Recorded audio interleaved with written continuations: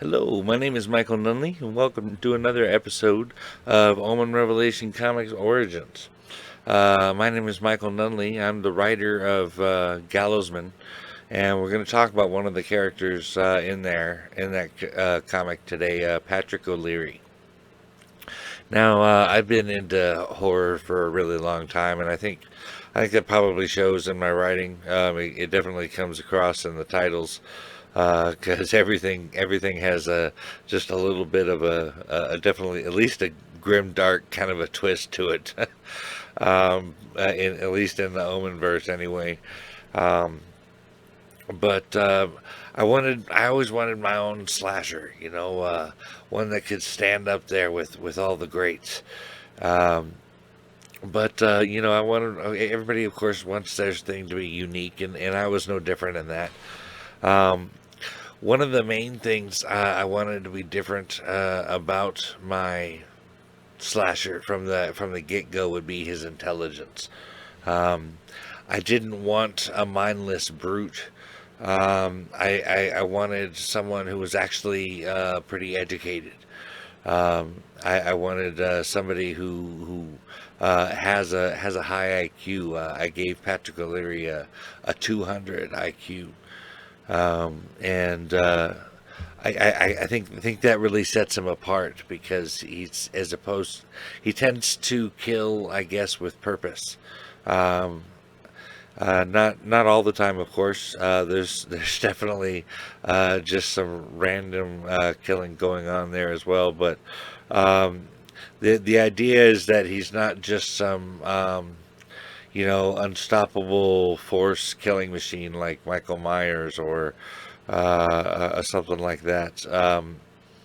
He has a purpose. He has something he's thought out that he wants to accomplish here in his goal. And as you'll find reading Gallowsman, for him a main point of that is revenge. Um, but like I said, we're talking about we're not just a savage killer, but an intelligent one. Um, but Patrick does have some things in common with other slashers, but I think I've also refined this and added some things that I think make him unique. Some The basic premise of Patrick was kind of three things, and that was I wanted Patrick to be like a black ops soldier, and the idea being that he was kind of trying to hold back his violence impulses, his need to kill, and he wanted some way that could be vented, that could be maybe released in small doses, and I thought that a soldier might be a good place to do that at, um, especially one that was working in black ops. Now, another element would be he is an emotional vampire. Now, a lot of people, when they think of an emotional vampire, they think of somebody who, you could be all uppity and in a good mood, and you're going into a room and somebody's there, and it's just by the time after 5 minutes with them, you leave and you're all you're feeling depressed, you're feeling low, you just feel drained, like somebody just sucked it all out of you. But I wanted to take that kind of a concept for an emotional vampire and play with it a little bit. The very first thing I did was I tied emotion to our life force. Um, now, I thought that somebody who fed on emotion and was a vampire should actually be able to kill you with said feeding on emotion. And so I thought that connection was necessary. Um, but I thought, with emotion being connected to the life force there, I would think that the more intense the emotion, then the more gratifying the consuming of that is going to be, because with more intense emotion, the more life force that is connected to it. I thought emotional intensity and life force would go together like that. So I made him became an emotional vampire like that. But the last thing, the last element, actually came from, like a lot of serial killers that are out there. They have something in the past that broke them, something that really kind of just turned them ultimately.